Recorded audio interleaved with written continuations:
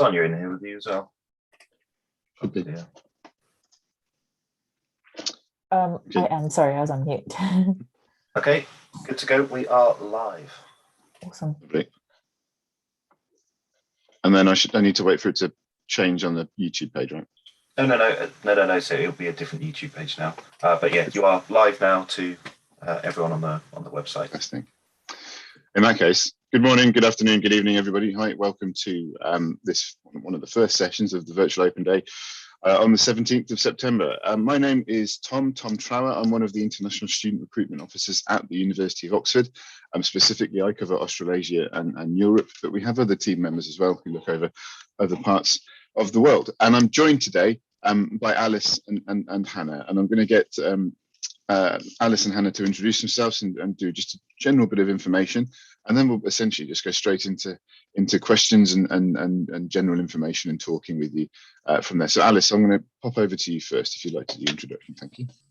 Yeah, sure. I'm at Magdalen College and I'm studying biochemistry. I'm about to go into my fourth year.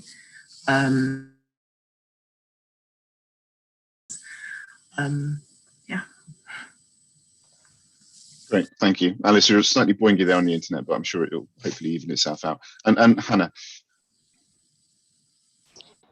Hi, I'm Hannah. I'm going into my second year doing PB at New College. I live in India. That's where I'm currently at the moment. Yeah, I think that's about it. Ace, thank you both. So yeah, as I said, we'll go straight into questions. So we've had some questions come in already. So please do, using the Slido, pop in any questions that you can think of, and we'll go and talk to you and we'll answer those as best we can.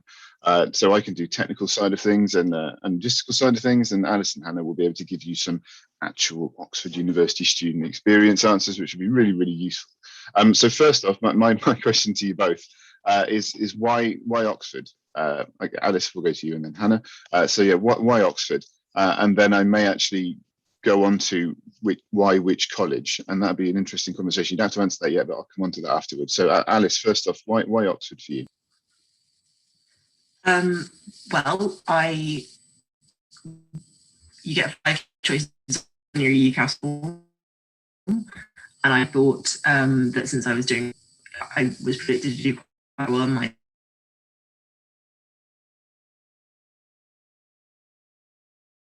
Cambridge doesn't do biochemistry, so I thought I would give Oxford a go. Yeah. Great, thank you. And Hannah?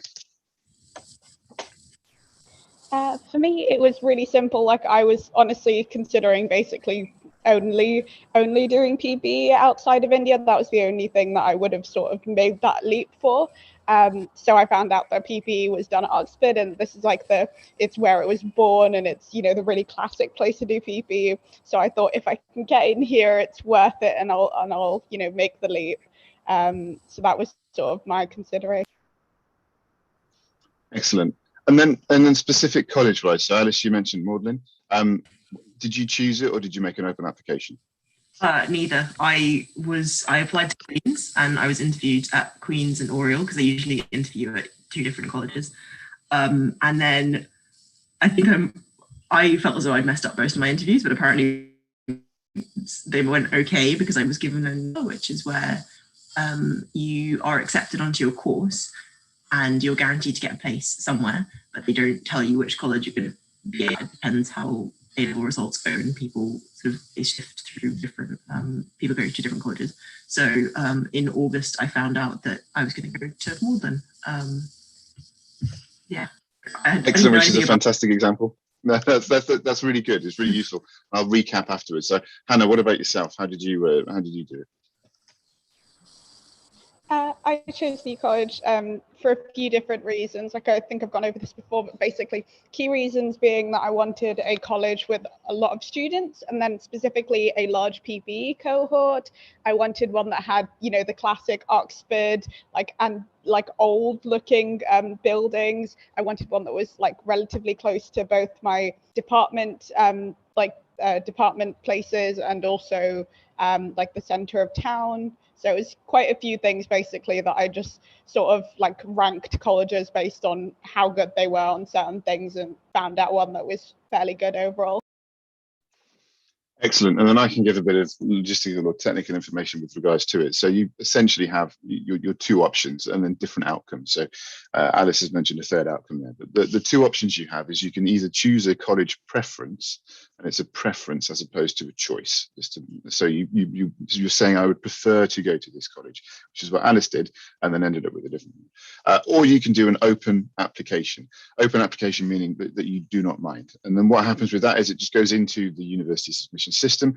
There's an algorithm, the easiest way for me to explain that, and then that algorithm then looks at all the different colleges and courses and related to the course choice that you've made, and they will filter you across into wherever you can therefore go and have your application considered via that college. There is no advantage or disadvantage to choosing a college particular specific preference or making an open application. There is no difference between the two. There is no advantage or disadvantage to doing either one.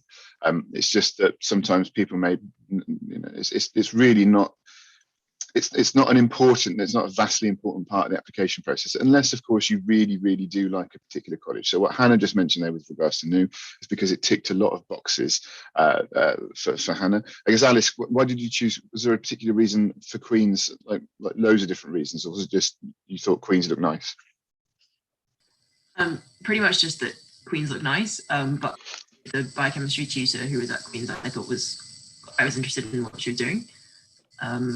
Also, it is in the centre of town, so I was quite into the idea of being in one of the ones which is a sort of old, pretty building, which actually is most of them, so it's not really. Yeah, that's very true. Yeah, most of them are old and pretty. Maybe some are slightly more drafty than the others. I just muted myself. I was in Brasenose College earlier this week, and it's stunning. It's beautiful. It's right next to the Radcliffe camera, which is the one of the main, what we see as the Bodleian Library. There's lots of Bodleian libraries, but the Radcam is this beautiful dome structure right in the centre of town. It's right on Oxford High Street. It's stunning. It's really lovely. It's very peaceful. However, you then have to put up with the bell tower ringing every 15 minutes. So, there's trade-offs. There's trade-offs at every college choice that you make. So if you don't like the sound of bells ringing constantly, then maybe don't choose Brasenose. But I live actually where I live as well. I have the church tower ringing every hour, and you get used to it. So it's not that bad. With regards to a specific question we've had on college choice, is that do applications go to a central admissions department first, or do they go straight to your college of choice? And that again depends on if you've made a college preference or an open application. So the college preference would normally go through to the college admissions, but an open application would go to the UAO central, or it comes to us and then we filter out. So again, it doesn't really have much of an impact on your application, really. It's all the other things that we're asking about your application with regards to your academic potential and your academic ability. That's what's most important. And then with regards to the outcomes, if you make an open application, you could essentially end up anywhere as long as your college offers that course. With a college preference, then it would be considered there. But as Alice mentioned, she made a preference for Queen's and ended up in Mordred. And that's interviewing with Queen's or potentially interviewing with other different colleges and still potentially being given an offer from a different college again. Excuse me. So it can be really varied with regards to how you actually make your way through the application system itself. It's like a tumble dryer or a washing machine. You come through and you may have given this preference, but come out with an offer from a college that you weren't expecting at all. And I think, and I'm going to assume here, but I'm still going to ask the two of you. Are you happy with the college that you're in, Alice? Yeah, absolutely. It's way better than Queen's. I think you just always end up being it's favorite one. It's great, but I would have been happy anyway. Yeah, great. And Hannah, I mean, you chose the college that you wanted to go into, so I guess that's a bonus. Is it everything you thought it would be? Oh yeah, for sure. Like I'm finding that I love like even little things about it that I didn't even know. Like we got a college tortoise and it made me the happiest gal in the world. Excellent. What's the college tortoise called? Tessa, and she is so cute. Amazing. I guess Alice, have we got a pet at your college? Do you have an animal, any pets at your college? We don't actually have a tortoise. The tortoise, well, we have a park. They're not really pets, but you can see them. And we have a human tortoise. There's a JCR, you can have a student elected to be the tortoise to compete in the tortoise race. I think they have to eat a lettuce at the same speed as the tortoises do the walking. And apparently always the tortoises win because people can't eat lettuce as fast as tortoises move. So they're quite quick. Excellent. That's I didn't expect this chat to go that way, but it's good to know that if your college doesn't have a tortoise, then you can put yourself forward to be a tortoise. Just we'll take a slight change in direction then with regards to questions that are coming in. Oh, here we go. Yeah, excellent. So this is perfect for the two of you. I will give a bit of background first. So what are the main topics that are expected in the personal statement? So that's what are the main topics expected in the personal statement. Hannah, I'll come to you first and then Alice will come to you. But first off, with regards to the topics that we're asking for, the personal statement essentially is there for you to show your interest in the subjects that subjects that you're choosing to study at Oxford. So whether it be, as Hannah mentioned, she's doing PPE, so that's interested in those 3 different subjects, or biochemistry with regards to Alice, so that's just the one. That's what it's there for you to show. We're really only looking for your academic interest in the subject, because that's what the Oxford application is all about. The same with Cambridge. The admissions tutors are going to be looking at your current academic ability and your potential academic ability and how you are showing that interest in the subject. And so we call this supercurricular activities that you have done. So this is activities that are related to the course that you are doing outside of your normal schooling. So it's not just studying chemistry and biology at school and really liking those, it's taking that interest further outside of school. So it could be reading books or watching YouTube or TED Talks, doing a Olympiad in a particular subject,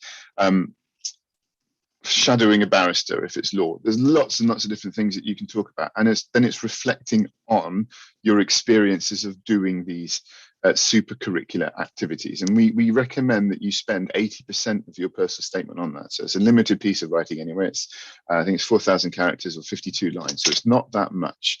But we also don't want a list of things that you've done. So if you just list out look at all these great things I've done outside of school, the admissions tutors don't want to see that. They essentially just want you to go into detail about a couple of things, or maybe even just one thing that you've done, why it interested you, what you learned from it, and how you reflect on it, and how it's furthered your interest or understanding of the subject or subjects. Then you've got 20% for your extracurricular activities. Now, Oxford are not really interested in you being the captain of the football team, or doing Duke of Edinburgh, or volunteering on the weekend, although that is very, very good. It's not a bad thing, but it's just not really linked to the academic side of things. However, if you're able to show you've got transferable skills from doing those activities, those extracurricular activities, and that will be useful, because studying at Oxford is very intense, very intensive process. It's a full-time job. It's 40 hours a week, very short term. So you need to have self-motivation. You need to be driven. You need to have resilience and commitment.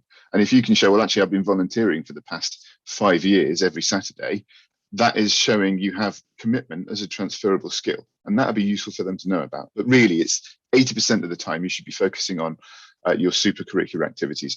However, we also understand that you may be applying to other UK universities, in which case that little 20% for extracurricular activities may be really useful for you to talk about things in there.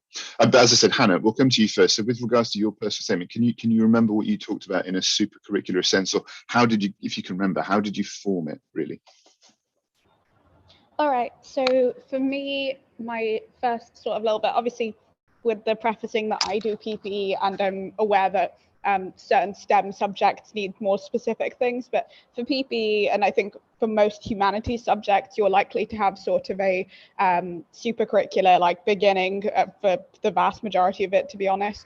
So I started with a brief paragraph about my background and why that meant that I was interested in like a specific topic from PPE, so international relations, because I've lived in like 3 different places, seen, you know, the governments and how they work of 3 different places.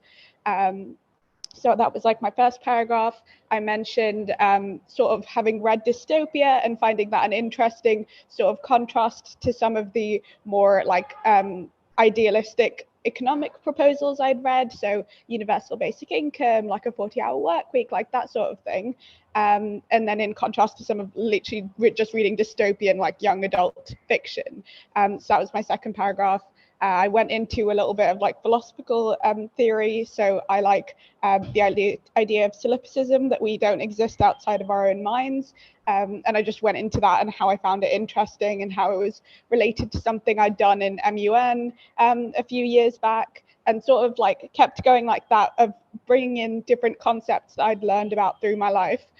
Trying to mention, obviously, like I mentioned, MUN, trying to bring in that kind of thing without making it just a we stop and appreciate for a minute that I did an extracurricular, and then sort of tied those in. Amazing, thank you. And Alice, I guess, with regards to your personal statement of biochemistry, so it could be very different. Quite a long time ago, so I can't really remember. But I think I spent quite a lot of it justifying what biochemistry was, because it's not an A-level subject. So I think kind of proved that I really understood what I was getting myself in for.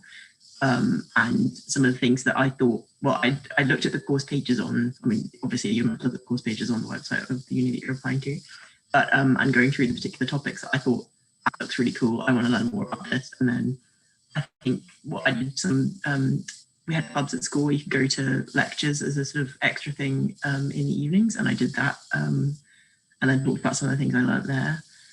I think I did actually mention a TED talk, which I'm then incredibly embarrassed about. But yeah, reading back your personal statement afterwards is always awful.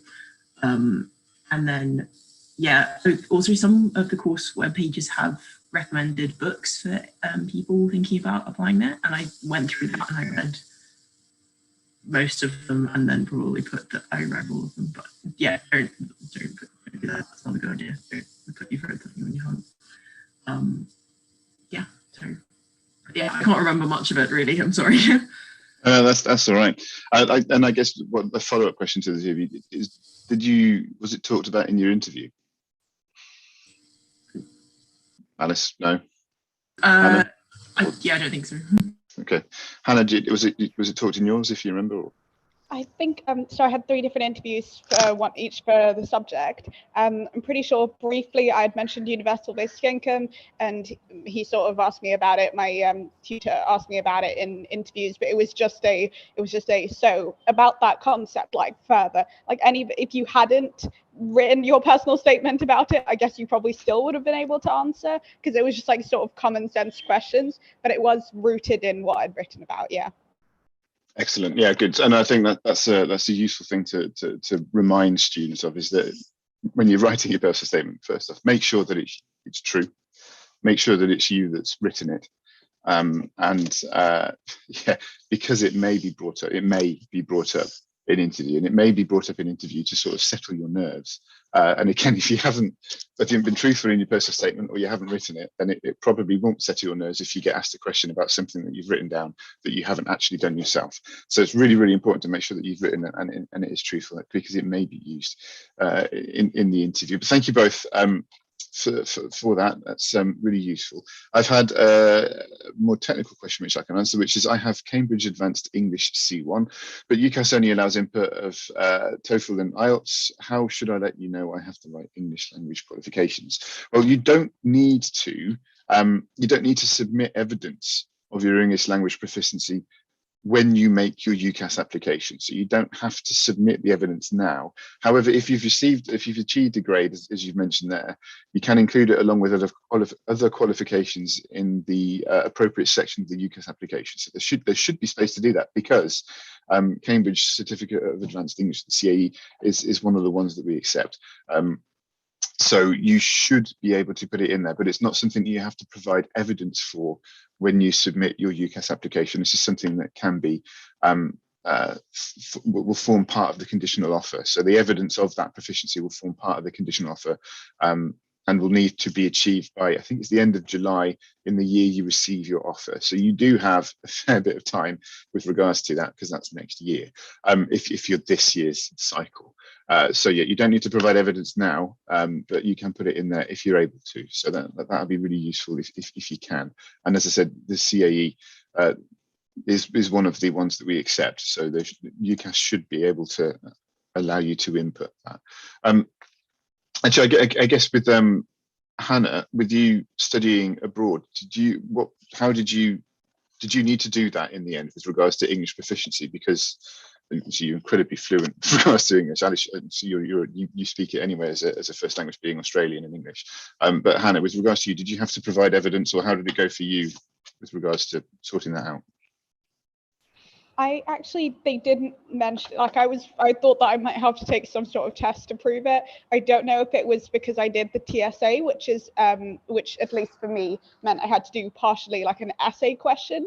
I'm not sure if it was that, or if it was the fact that until I was basically in my last 2 years of school, I did British curriculum, and I did it in Dubai in England. So I'm not sure which of those made them decide that I didn't need the test, but they didn't ask me for any sort of testing for that. Yeah, and it's an important point. I think essentially there are caveats to being able to, or not needing to be able to provide this information, the English language proficiency qualification. So, but it's something that that the college will decide on, because you may have spent your time at school doing your school leaving qualifications or any school exams qualifications in English, and therefore that may allow you to circumvent needing to provide that information. But it's something, again, that you need to double check when you go through the processes. It's not always going to be that case, so just bear in mind that you may be able to circumvent those qualifications. Okay, may I know, we've had another question in, and this is going to be very tough for any of us to answer, I'm afraid, but may I know what kind of academic potential you wish to see in students? Essentially, as an overview, I mean, the way that students learn at Oxford is a bit different to most other UK universities. So it's the same as Cambridge, similar to Durham and St Andrews, I think, in that we have lectures. So there are larger cohort of student lectures and being taught from the front, but we have tutorials, and tutorials are 1, 2, 3, maybe at the most, students with a tutor that knows a lot about that subject and discussing a certain topic and getting feedback on any essays you've written. Although actually I may come to the two of you with regards to what your tutorials look like actually when I finish talking this here, and then you can start to see how tutors, admissions tutors, kind of expect that academic potential to go. In the tutorials, it is it's just very really in-depth learning into a particular topic, and the application process that we have is geared towards, obviously we want to see what your current academic ability is, and that can be done via your qualifications, your personal statement, the teacher reference backing up the fact that yes, this student is at this level, but then we have potentially, you may have written work to provide, and so that allows the tutors to be able to see the level of your work currently. Admissions tests, which are meant to stretch you, they're meant to be difficult, so you may not need to do one, but for those courses that do need an admissions test, they're not easy, and they're there to be able to see where you're at, but also how you can answer really tough questions. And then we have the interview, and the interview is an excellent opportunity for admissions tutors to be able to give you ideas to talk about or problems to solve and see how you do, because that is essentially the environment that you're going to be in with regards to learning at Oxford. So Alice, with biochemistry tutorials, what happens in those? It's different in your first year versus the rest of the course, really. So I think for quite a few of the sciences, first year is a sort of making sure that everyone has the basis that you need to do the rest of the course. So you have more problem sheet style tutorials where you get essentially a list of maths questions before the tutorial, 3 or 4 days before. You have to do those and submit them in advance of the tutorial, and then tutor stand at the front of the room with a whiteboard and says, right, Alice, come up and answer the question. And then it's not as scary as that, because if you don't know what you're doing, then you can ask for help. That's a different style of tutorial to what we then have more in second and third year, which is where you are given an essay question and then have to write an essay in advance of the tutorial, submit it. My tutor at least then doesn't make us read out our essays, we just talk about what we've written about. So you have quite a lot of freedom as to how you answer the question. And then if you bring in different examples and you want to talk more about that, the tutor will test that you sort of understood what the basic concept is, and then give you more examples that you want to do in your final exams. So the way that we're actually assessed at the end is like that. Our exams are, you have to write through essays. So that's how that happens. And then it's different again in fourth year where you're pretty much just working in a lab. But, Yep. Okay. And then you, with just going back to your interview, did you have to solve a problem in your interview as well, like you would do in first year? Yes. Yeah. So I had one. Again, I had two interviews. Kind of one of them was more like a second year tutorial, where it was sort of more of a discussion, and then another one was a problem, and just sort of through how I do that. It was actually something that I knew quite a lot about.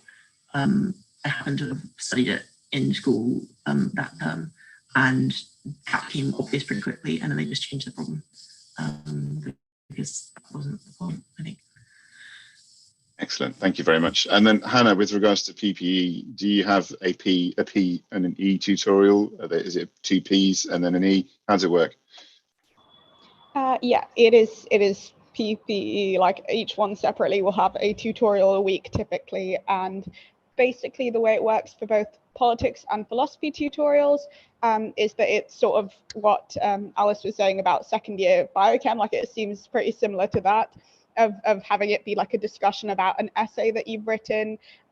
Usually, because we have like pretty extensive reading lists, obviously, we'll go through like some of the most important points from the thing, from the reading list, in case people didn't manage to cover the entire thing. But yeah, that's usually what it is if you're doing an essay-based sort of learning for that week. And then for economics, at least for first year, I have dropped it a second year, so I wouldn't know.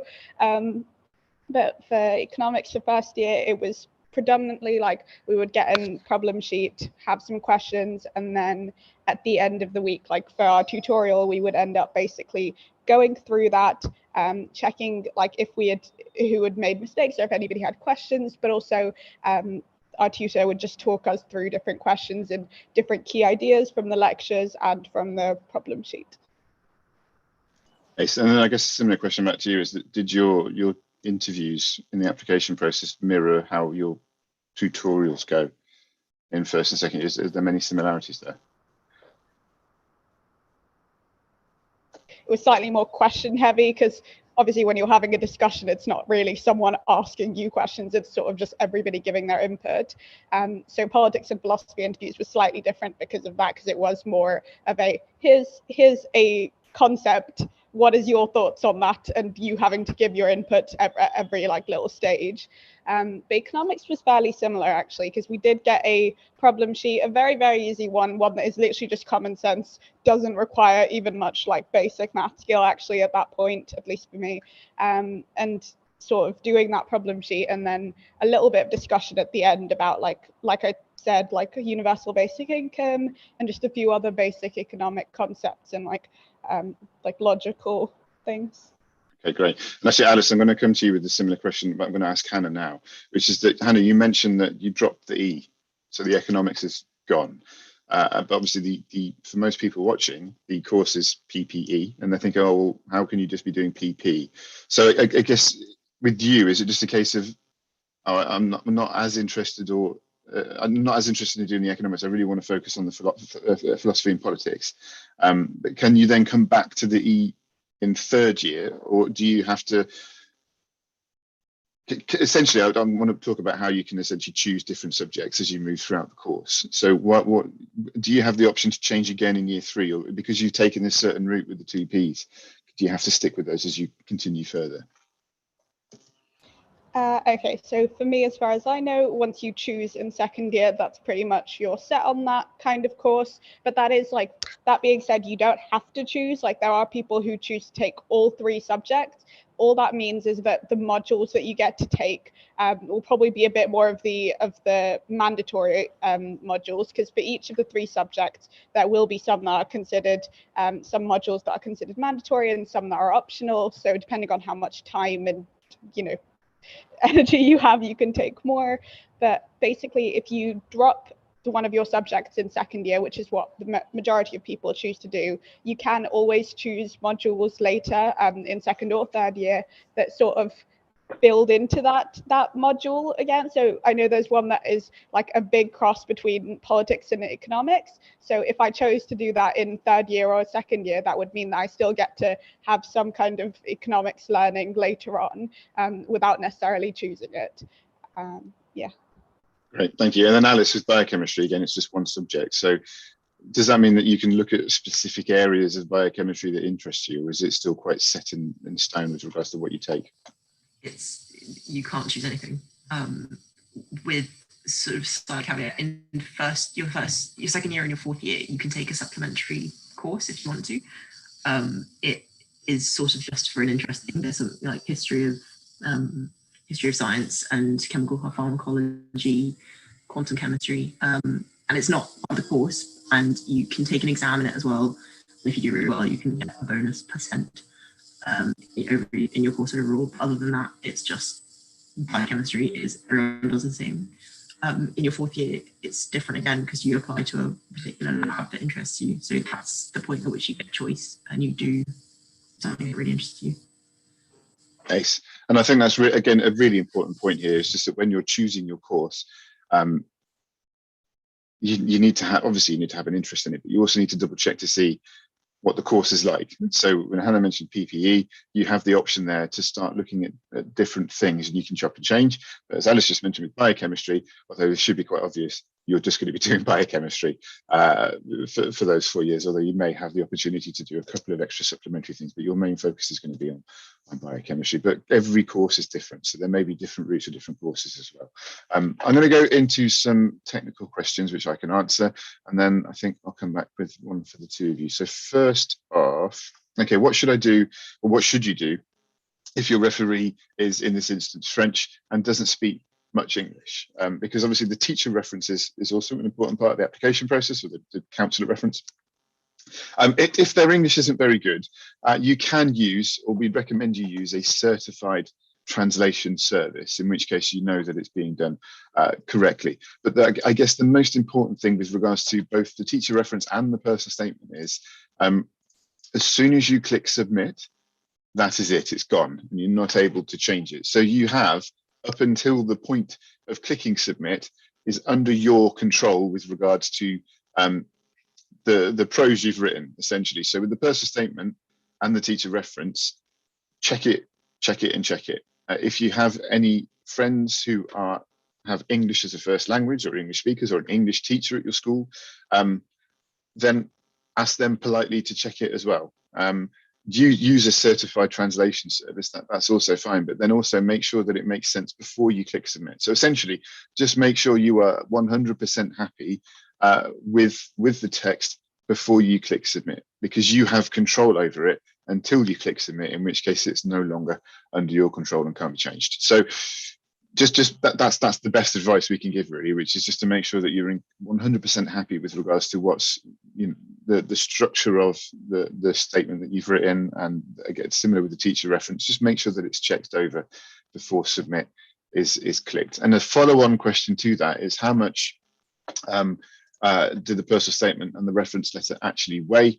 Can a strong candidate get in even if the interview does not go in the best way? And actually, this is probably a good question for the two of you. In a second, I'll come to you with regards to, do you think your interview went well? Which is always an interesting question to answer. But yeah, with regards to the application process and the many aspects that I've mentioned already, nothing is considered in isolation at all. Everything is looked at holistically. Everything's looked at all together. So nothing is taken with regards to in isolation at all. So bear that in mind. There is no particular weighting on certain things, but everything is looked at. With regards to getting in if an interview does not go well, I guess, Alice, do you think, I mean, you're both current Oxford University students, so this is a slightly redundant question, but do you feel that your interview went well, or interviews went well after you came out? I had 3 in total. I had 2 at Queen's and 1 at Oriel, and I was staying overnight, so I had the ones at Queen's first on one day, and then the ones at Oriel on the next day. And I thought I should leave because I felt as though the Queen's one had gone so badly, it was going to be a waste of time, me like delaying buses and paying extra and blah blah. And yes, I went to the Oriel ones, and then I felt really happy afterwards because I thought, that was okay. Like had a nice conversation. But the Queen's one went so badly that there's no, I'll just plan to do somewhere else for university. And then was very surprised that I got an offer in the end, which I think is quite a common, I don't know anyone whose interviews went all really well. Although Hannah's probably about to say like, oh yes, I was. Yeah, let's find out. Hannah, did yours go well? No, I'm definitely in a similar position where I was like, I don't think there's much of a chance of me getting in. Because I had 3 and sort of all at the same college, I kind of got the chance to have one. I'm pretty sure my philosophy one felt good. It felt like a genuine like debate, and I felt like we were engaging and blah blah. And it went like downhill from there. Like my politics was decent, but I felt like I had made a few like logical errors, and my economics felt genuinely awful because when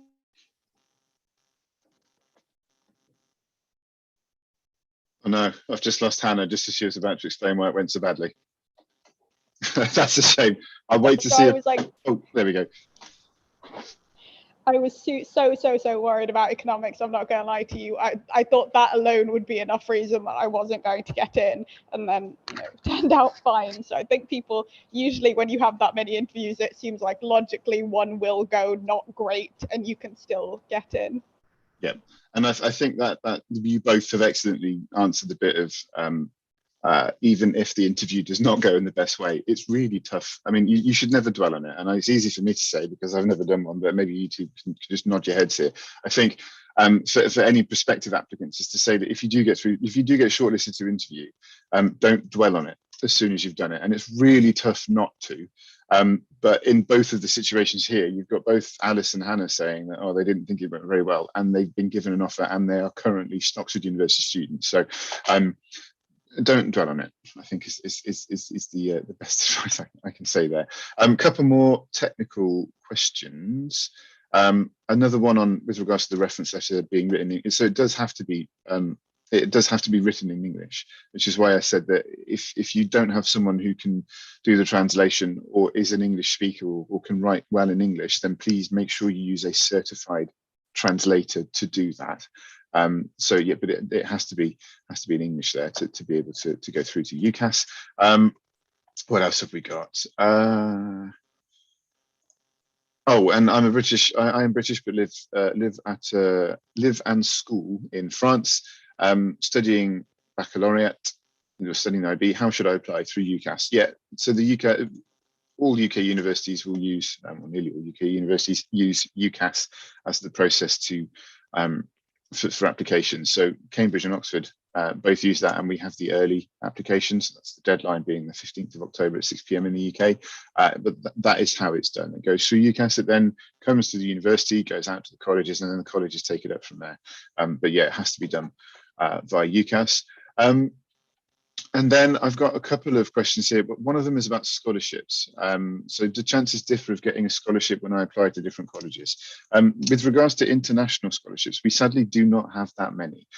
There are some that exist for different nationalities, but at the moment there aren't too many about. You can actually, there is, if you just type in undergraduate scholarships in Oxford into Google, that will bring up our scholarship pages, and there is actually a sort of search engine that you can pop in your details. So this course you want to study, where you're from, and different information about you, and you can click search, and it will show you all of the scholarships that you'd be eligible for. But there aren't too many with regards to international students, sadly. But it's certainly something you can look at, and also look at maybe in your own country to see if there's any scholarships that you may be able to get support from there. And then there's a question here. It's about, does college choice have an impact on the amount of financial funding? So nothing changes with regards to how much your degree costs, but I guess Alice and Hannah, this is probably going to be the last question. You're at different colleges that have, I guess, a slightly different wealth behind them, but is there much support financially that you can get if you can ask for it? I guess, Hannah, I might come to you first, and then Alice will finish with you. Yeah, as far as I know, New College is pretty good about basically giving like either bursaries in general or like stuff like the ball or things where it's going to be quite it's big expense for someone randomly. And I also know that they have like sort of a like just a sort of disasters fund basically. So if I know that people whose laptops break or something during term and it's just a really unexpected expense, I know that they can go to college and sort of explain that. Plus there's like travel grants and that sort of stuff. So generally, yeah, I don't know if it's necessarily like, apart from facilities and stuff, I don't know if the amount of wealth a college has necessarily means that you won't be getting enough if you need it. No, yeah, that's right. I think all colleges will have this. And I guess, Alice, I'll come to you with that question. And as someone, I studied chemistry, so for me, it was all getting that lab equipment, like safety goggles. I mean, will they help you with that, or did you have it already? That was actually the course did that for us, but I don't think the lab coat and goggles I think cost about £10. But yeah, Morden similarly has they call it the student support fund, and I think it's essentially an unlimited amount of support because it's provided by the alumni, and I think there's lots. You just every term they send around a form for people to apply anonymously, and then you get sent to the deans, and they can they sort of have a meeting with you and discuss it, and then you get funding for anything really, if you can justify why you need the support. And then similarly, I think some of the wealthier colleges, some of the colleges with larger, there are some colleges which have more money. I don't know how else to phrase that, but it's not going to be that the students will suffer. I think the students are the priority, so that's what's going to be the money there for. I think it makes more difference to like the food and probably the bedrooms, but that's about it. Excellent. And on thank you both. Thank you, Alice, for that. So and yeah, thank you to Alice and Hannah for being here for these questions. We're going to wrap up now because our time is done. But thank you very much for all of your questions. There will be there's lots more sessions throughout the day with regards to Virtual Open Day. We'll have another international session later with a couple of different students. So yeah, thank you all very much for coming along.